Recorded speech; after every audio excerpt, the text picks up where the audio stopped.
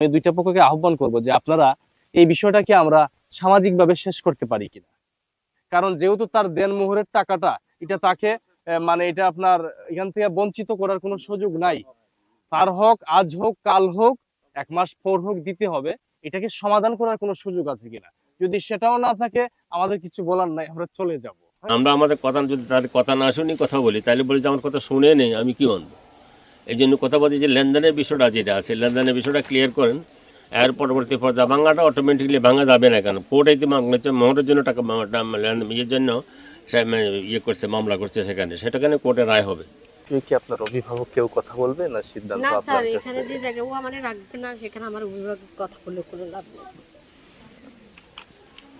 এখন আজকে আমি আমার এখানে সমাধান চাই স্যার। আমি মেয়ে মানুষ, আমারও একটা লাইফ। সব মেয়েগুলো ইচ্ছা যে একটা সংসার করার জন্য আমি অনেক চেষ্টা করেছি স্যার, অনেক কিছু করেছি। হ্যাঁ, ব্যবহার আমি খারাপ করেছি। আমার ব্যবহারের খারাপ দৃষ্টিতে আপনি দরকার প্রয়োজনে আমাদের উপযুক্ত বিচার করে দেন। হ্যাঁ, আমি ব্যবহার খারাপ করেছি। একটা মেয়ে কতটা কষ্ট পাইলে এই সব গাছগাছালি এগুলো আমার হাতের, তাহলে আমি এই সংসার করার জন্য তো আমি এত কিছু করেছি। এখানে যে জায়গায় আমার বিচ্ছিন্ন করা হইব, আমি আজকে এখানে আমার সমাধান চাই। এই হয়ে জন্ম নেওয়াটা কি আমাদের অন্যায়? হ্যাঁ, তোমার বিয়ের বয়স কত? 5 বছর। আজকে 3 বয়স তো বেশি।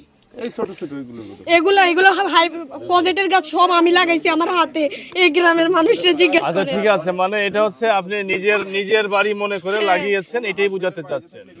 লাগাইছো ভালো, এটা আমরা শোনো। তো আমি সংসার করার জন্যই তো কথা বলছে শুনি। এই যদি তোমার ইচ্ছা থাকে এখানে থাকার জন্য, তোমার যদি তোমার স্বামীর সাথে এই ধরনের আচরণ করলে কেন? আচরণ করা একটা মেয়ে কেমনে করে? এখানে কোনো পুরুষ আমারে সোয়াদ নাকি হে পরনারীর সাথে কথা বলে শুনে।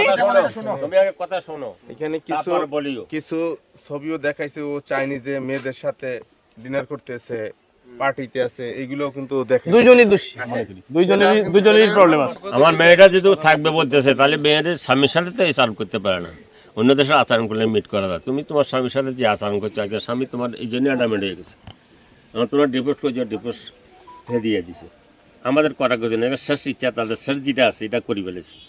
এখন শেষ করতে হলে উপরটা শুনতে হবে, তার পাওনা দানা যে কথাবার্তা রয়েছে কতটুকু বাস্তব, এই জিনিসটা আমাদের আমলে আনতে হবে।